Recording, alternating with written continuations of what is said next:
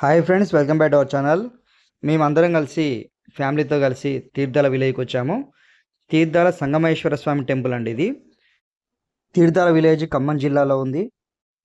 3 నదులు ఏంటంటే అత్రి మహర్షి పేరు మీదుగా ఆకేరు నది, భృగు మహర్షి పేరు మీదుగా బుగ్గేరు నది, మౌద్గల్య మహర్షి పేరు మీదుగా మున్నేరు అనే 3 నదులు కలిసే ఈ ప్రాంతంలో దేవాలయం ఉంది. మహాశివరాత్రి రోజుల్లో ఇక్కడ పెద్ద జాతర జరుగుతుంది. ప్రతి సంవత్సరం మహాశివరాత్రి సందర్భంగా 5 రోజుల పాటు ఇక్కడ కూడలి జాతరగా జరుగుతుంది. ఈ జాతరకు సుమారు 5 లక్షలకు పైగా భక్తులు హాజరవుతూ ఉంటారు.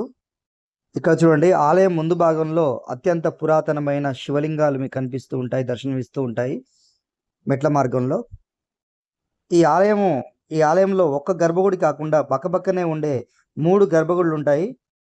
ఈ దేవాలయం ఎవరు కట్టించారో, ఎప్పుడు కట్టించారో తెలియక జనసంచారం లేని దట్టమైన అరణ్య ప్రాంతంలో ఈ దేవాలయం ఒంటరిగా ఎన్నాళ్ళుందో ఎవరికి తెలియదు.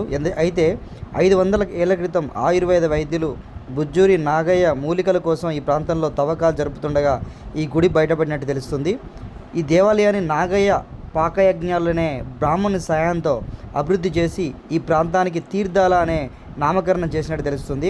ఈ దేవాలయానికి వచ్చే భక్తులు ఇక్కడే నివాసాలు ఏర్పరచుకోగా ఇక్కడ ఒక గ్రామం వెలిసింది. అప్పటి నుంచి సంగమేశ్వర స్వామికి పూజా కార్యక్రమాలు నిర్వహిస్తున్నప్పటికీ ఈ గుడి విశిష్టత బయటకు తెలియలేదు.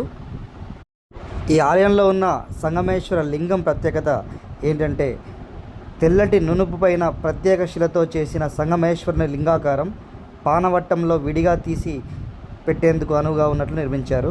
పాలరాయిగా నునుపైన పెరుపుతో ఉండే ఈ శివలింగం చాలా ఆకర్షణీయంగా ఉంటుంది.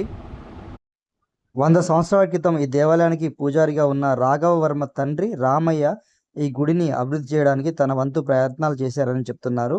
ఆయన వారసుడిగా వచ్చిన రాఘవ వర్మ చుట్టుపక్కల గ్రామాల నుండి భక్తుల నుండి విరాళాలను సేకరించి గుడికి ప్రహారీ గోడ, ధ్వజస్తంభం, యాగశాలను నిర్మించారు. ఈ ఆలయంలో లక్ష్మీ నరసింహస్వామి విగ్రహం కనిపిస్తుంది, పార్వతీదేవి విగ్రహం కనిపిస్తుంది. అందరి దేవుళ్ళని మేము దర్శనం చేసుకున్నాం. ఈ ఆలయానికి సంగమేశ్వర అనే పేరు ఎందుకు వచ్చిందంటే 3 నదులు కలిసే చోటు కాబట్టి, ఈ 3 నదులు కలిసే చోటులో ఈ ఆలయం ఉంది కాబట్టి సంగమేశ్వర ఆలయం అని పేరు పెట్టారు. ఈ టెంపుల్కి వచ్చినప్పుడు కోతుల పట్ల కొంచెం జాగ్రత్తగా ఉండాలి. ఎందుకంటే మీరు ప్రసాదాలు తీసుకున్న వెంటనే బయటకు వచ్చాక అవి ప్రసాదాలను చూసి మీ వెంట పడవచ్చు. కాబట్టి కొంచెం జాగ్రత్తగా ఉండండి. ఈ ఆలయం గురించి నాకు తెలిసింది మీకు ఇన్ఫర్మేషన్ ఇచ్చాను. ఇంకా మీకు ఏదైనా ఆలయం గురించి మీకు తెలిస్తే ఇన్ఫర్మేషన్ మీరు కామెంట్ రూపంలో తెలియజేయగలరు. ఈ వీడియో నచ్చినట్లయితే లైక్ చేయండి, షేర్ చేయండి, సబ్స్క్రైబ్ చేయడం మాత్రం మర్చిపోవద్దు. Thank you for watching.